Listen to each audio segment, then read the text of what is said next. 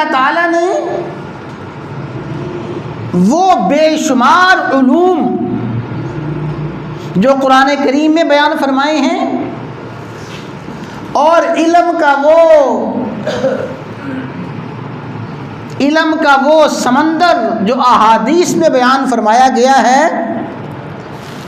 قرآن و سنت کے بے شمار علوم میں سے خواب اور خواب کی تعبیر اور خواب کا مفہوم، خواب اور خواب کا مطلب، گویا تعبیر، خواب کی تعبیر وہ عظیم الشان علم ہے، خواب کی تعبیر وہ وسیع علم ہے جو اللہ تبارک و تعالی نے قرآن کریم میں بھی بیان فرمایا ہے، رسول اللہ صلی اللہ علیہ وسلم نے خواب اور خواب کی تعبیر کا پورا علم اپنے فرامین میں بھی ارشاد فرمایا ہے۔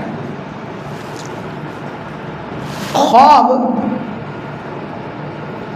ایک ایسی حقیقت ہے،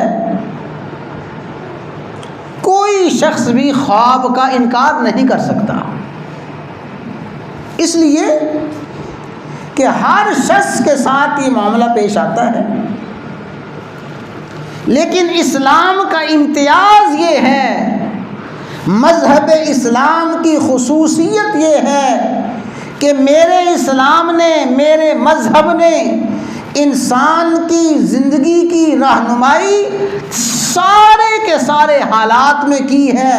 انسان جس حال میں بھی ہے اسلام رہنمائی کرتا ہے، انسان جن حالات میں مبتلا ہے اسلام رہنمائی کرتا ہے، حتیٰ کہ انسان سویا خواب دیکھتا ہے، خواب کی حالت میں بھی اسلام انسان کی رہنمائی کرتا ہے۔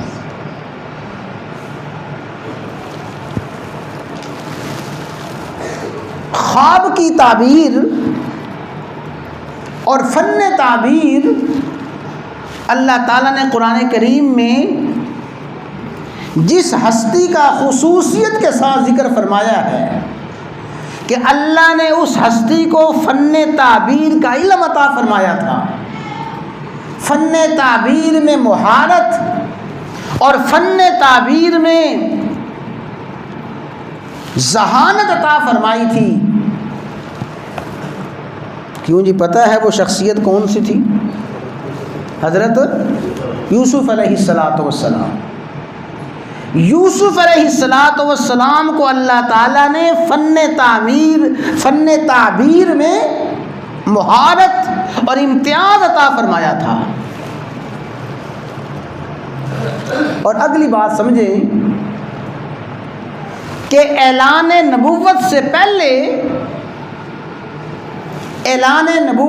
پہلے تمام انبیاء کرام علیہم السلام کو اللہ تعالیٰ نے جو وحی فرمائی ہے وہ وحی سچے خواب بھی ہیں، کہ اعلان نبوت سے پہلے اللہ تعالیٰ اپنے نبیوں کو سچے خواب دکھاتے تھے۔ ام المومنین سیدہ طیبہ طاہرہ سیدہ عائشہ الصدیقہ بے کہہ دیں رضی اللہ تعالی عنہا، اماں جی فرماتی ہیں اول ما بدئ بہ، کہ جس چیز کے ذریعے سب سے پہلے وحی کا آغاز کیا گیا، رسول اللہ صلی اللہ علیہ وسلم پہ سب سے پہلے جس وحی کا آغاز کیا گیا، جو وحی فرمائی گئی، فرمایا الرؤیا الصالحہ، وہ سچے خواب تھے۔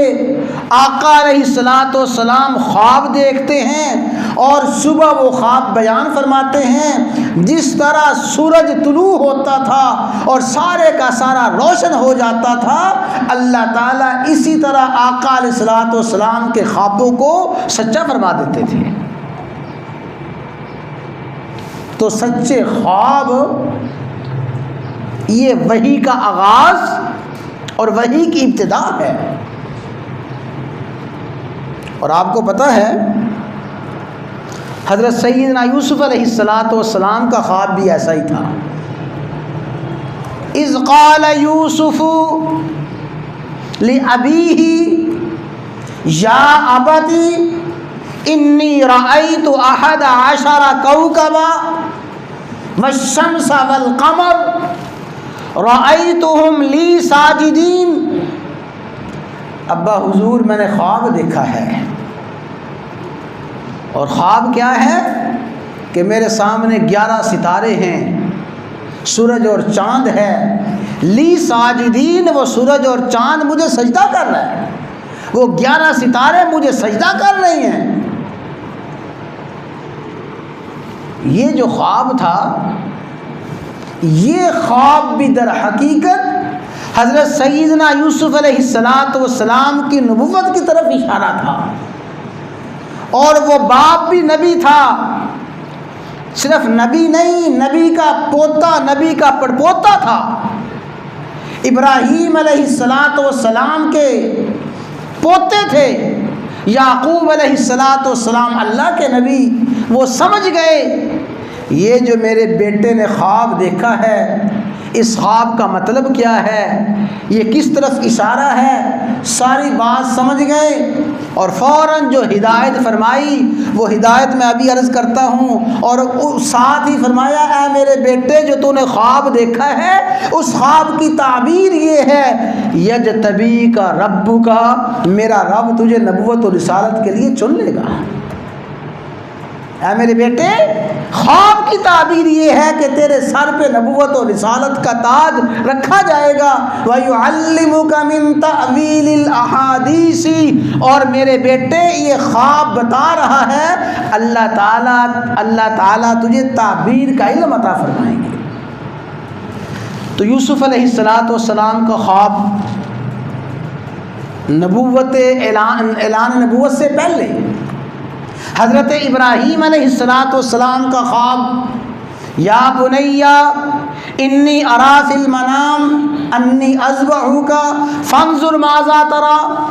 اور پھر یوسف علیہ السلام کی زندگی میں وہ مرحلہ بھی آیا کہ جب 2 قیدی اپنا اپنا خواب بیان کرتے ہیں، اور اس کا ذکر قرآن میں ہے.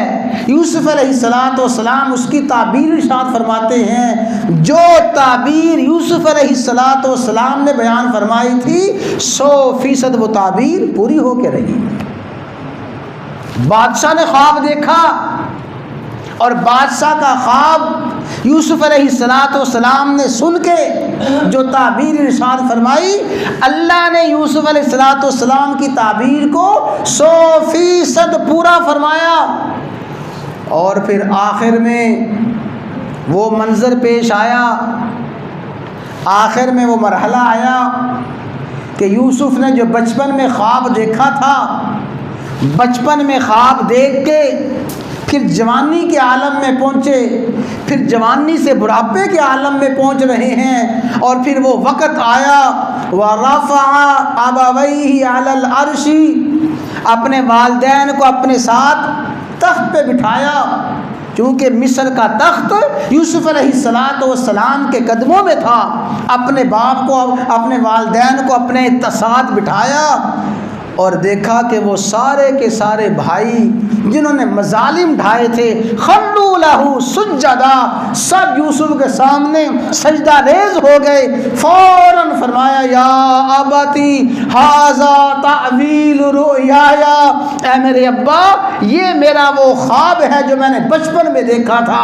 قد جعلھا ربی حقا، اللہ نے میرے اس خواب کو سچا فرما دیا ہے.